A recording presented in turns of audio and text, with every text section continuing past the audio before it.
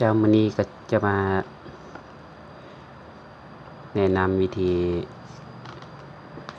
ล้างรหัสผ่านหน้าจอเนาะของโทรศัพท์จีนรุ่นนี้เลยเนาะรู้สึกว่าจะก๊อป P9 ของ Huawei เนาะซึ่งเครื่องนี้มันจะต่างกับเครื่องอื่นโดยทั่วไปก่อนอื่นเราต้องแกะแบตก่อนนะแกะแบตแล้วก็กดปุ่มเล็งเสียงแล้วก็ปุ่มเปิด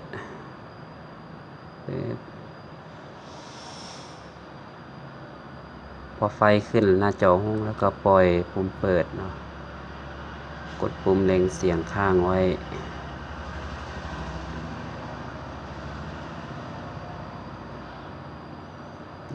รอเบิ่งหน้าจอขึ้นมาแล้วเนาะ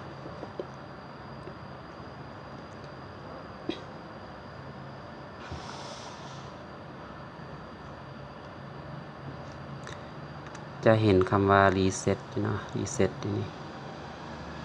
กดไป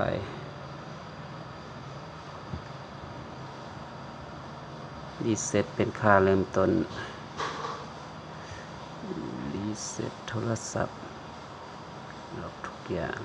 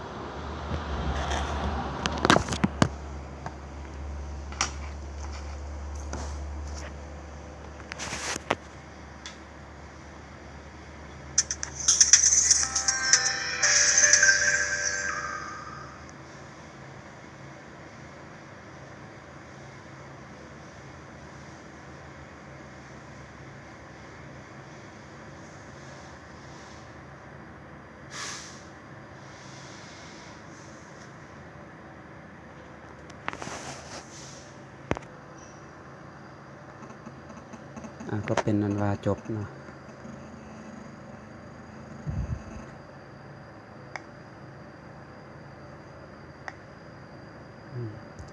เข้าไปตั้งค่าตามสบายเลย